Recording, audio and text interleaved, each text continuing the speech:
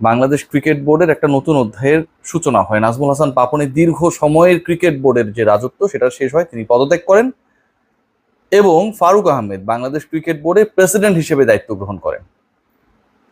গত 20 বছরে বাংলাদেশ ক্রিকেট বোর্ডে অসংখ্য প্রেসিডেন্ট এসেছেন, বিভিন্ন ক্যাটাগরির প্রেসিডেন্ট এসেছেন, কিন্তু গত 20 বছরে এই 14 মাস সময়ের জন্য আপাতত যিনি প্রেসিডেন্ট হয়েছেন, সভাপতির দায়িত্বে পেয়েছেন ফারুক আহমেদ, তার চাইতে জনপ্রিয়, যোগ্য, গাটসি সভাপতি কেউ হতে পারেন নাই।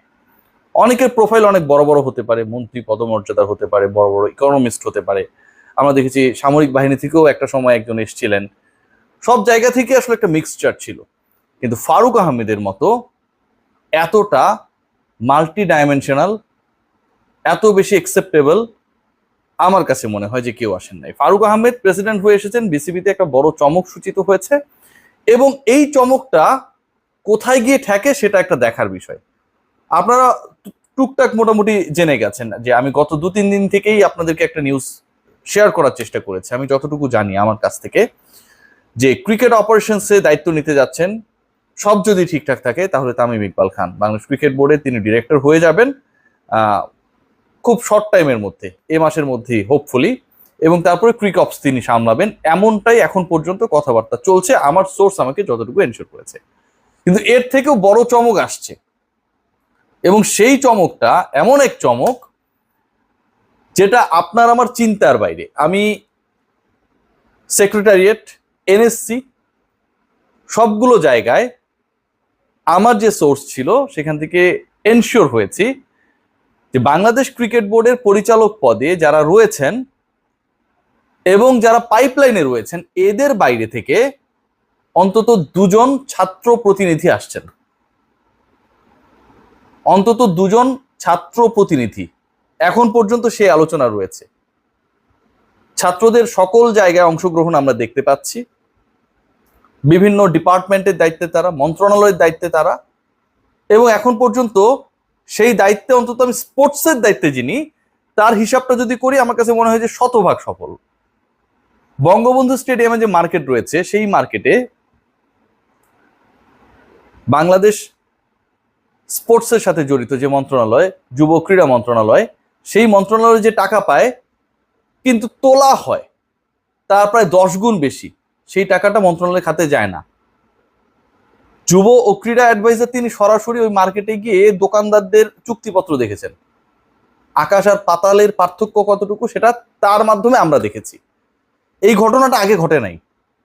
ওই যে ছাত্র প্রতিনিধি একজন যিনি হচ্ছে অ্যাডভাইজার হয়ে গেলেন, বয়স নিয়ে অনেক আলোচনা ছিল, তার দক্ষতা, তিনি কতটুকু পারবেন না পারবেন, এগুলো নিয়ে অনেক ধরনের ডিসকাশনস ছিল। আমার কাছে মনে হয় যে so far the way he is playing his role is very much clear.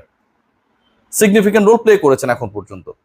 Bangladesh cricket বোর্ডেও 25টা পরিচালকের পদ, আগামী বোর্ড সভার পরে অনেকগুলো উইকেটের অটোমেটিক পতন ঘটবে, অনেকটা ওয়াক ওভার দিয়ে দেওয়ার মতো, কারণ 3টা পরপর বোর্ড সভায় যৌক্তিক কারণ ছাড়া কোনো পরিচালক যদি অনুপস্থিত থাকে তাহলে তার পরিচালকের পদটা শূন্য হয়ে যায়।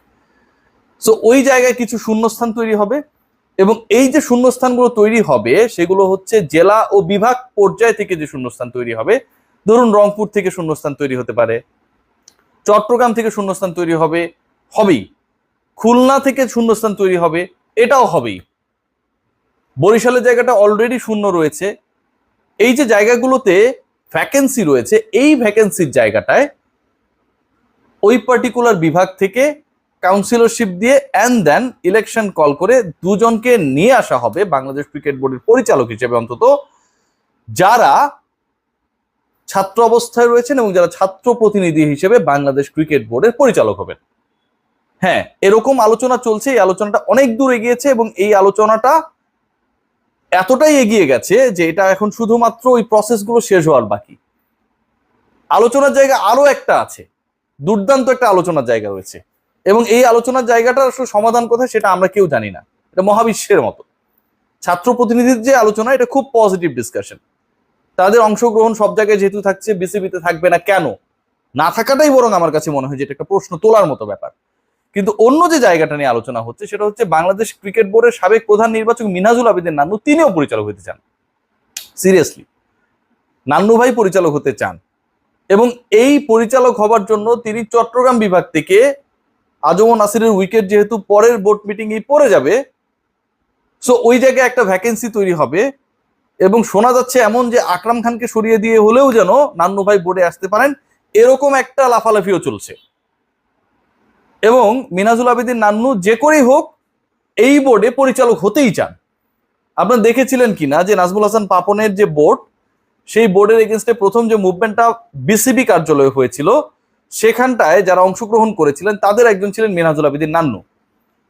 অথচ নাজমুল হাসান পাপনের বোর্ডে সবচেয়ে সুবিধাভোগী যদি আপনারা কাউকে বিবেচনা করেন, নাজমুল হাসান পাপনের বোর্ডে নাজমুল হাসান পাপনের সবচেয়ে কাছের লোক যদি আপনারা কাউকে বিবেচনা করেন, নাজমুল হাসান পাপনের বোর্ডে যোগ্যতার জায়গায় বারবার ফেইল করা, কিন্তু শুধুমাত্র প্রেসিডেন্টের দয়ায় একটা পার্টিকুলার জায়গায় পোস্টটা ধরে রাখার যদি কেউ থেকে থাকে, সেই লোকটা কিন্তু ছিলেন মিনহাজুল আবেদীন নান্নু। তার সিলেকশন নিয়ে, তার চিফ সিলেক্টরগিরি নিয়ে অনেক প্রশ্ন ছিল, সারা বাংলাদেশের প্রশ্ন রয়েছে সেই সময়টায়, উল্টাপাল্টা দল গঠন অনেক কিছু হয়েছে। সেই তিনি এখন আরো বড় রোল চান, সেই তিনি এখন বাংলাদেশ ক্রিকেট বোর্ডে চট্টগ্রাম বিভাগ অথবা চট্টগ্রাম জেলা, মানে চট্টগ্রাম বিভাগে তো 2টা পরিচালকের পদ রয়েছে কোটায়, সেখান থেকে তিনি বাংলাদেশ ক্রিকেট বোর্ডের পরিচালক হতে চান। টিম সিলেকশন নিয়ে যে ধরনের গুবলেট পেকেছিল সেই সময়টায়, এমনও বক্তব্য, এমনও কথাবার্তা আমরা শুনেছিলাম যে হাবিবুল বাশার সুমন যদি কারোর সাথে কথা বলে, এটাতে দূর থেকে দেখলেও মিনহাজুল আবেদীন নান্নুর মন খারাপ হয়ে যায়, তিনি রাগারাগি করেন। এরকম হীনমন্যতায় ভুগা একজন ব্যক্তি যদি ব্রডার আসপেক্টে, যেখানটায় পুরো বাংলাদেশে ক্রিকেট কাঠামো পরিচালিত হবে, সেই জায়গায় কোনো দায়িত্বে আসতে চান, তাহলে শুধুমাত্র ক্রিকেট বোর্ড তার ইমেজ হারাবে না, বরং ইমেজ হারাবে বাংলাদেশের যে ক্রিকেটাররা এখন একটু স্বপ্ন দেখছে ফেয়ার সিলেকশন থেকে শুরু করে এভরি আসপেক্টসে, তাদের সেই স্বপ্নটাও। দেখা যাক কি হয়। তবে যেই প্রসেসের দিকে এটা আগাচ্ছে, আমার কাছে মনে হয় যে এটা খুব খুব বাজে দিকে আগাবে। কারণ কোনোভাবে যদি ফারুক আহমেদদেরকে, মিনহাজুল আবেদীন নান্নুকে পিক করতে হয়, এই পিকিংটা ফারুক আহমেদের এখন পর্যন্ত যতগুলো জায়গায়, যতগুলো ডিপার্টমেন্টে টুকটাক তিনি যেভাবে ম্যাজিক দেখিয়েছেন এই অল্প 3 সপ্তাহের মধ্যে, তামিম ইকবালকে কল করা, প্রধান উপদেষ্টার কাছে টিমকে তিনি নিয়ে গেছেন, সেটাও মানে খুব, আমার কাছে খুব ভালো লেগেছে, তাই না? এর বাইরে তিনি হচ্ছে যে ডিপার্টমেন্টগুলো নিয়ে হচ্ছে অভিযোগ রয়েছে, বিতর্ক রয়েছে, সেগুলোতে তিনি তার অ্যাডভাইজার নিয়েছেন এবং আমি যতটুকু জানি তারাও দুর্দান্তভাবে কাজ করছেন। তৃতীয় বিভাগ ক্রিকেট নিয়ে প্রশ্ন ছিল, সেই যে ডেডলকটা সেটা তিনি ভেঙেছেন। বিপিএল এর মোটামুটি একটা ডেডলাইন আমরা পেয়েছি যে কবে নাগাদ শুরু হতে পারে, ডিসেম্বর 27।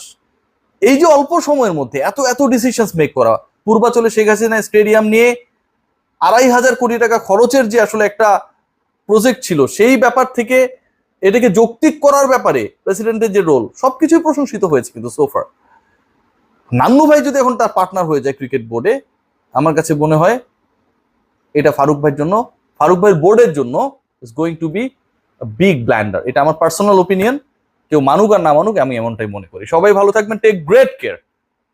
শুভকামনা নান্নু ভাইয়ের জন্য।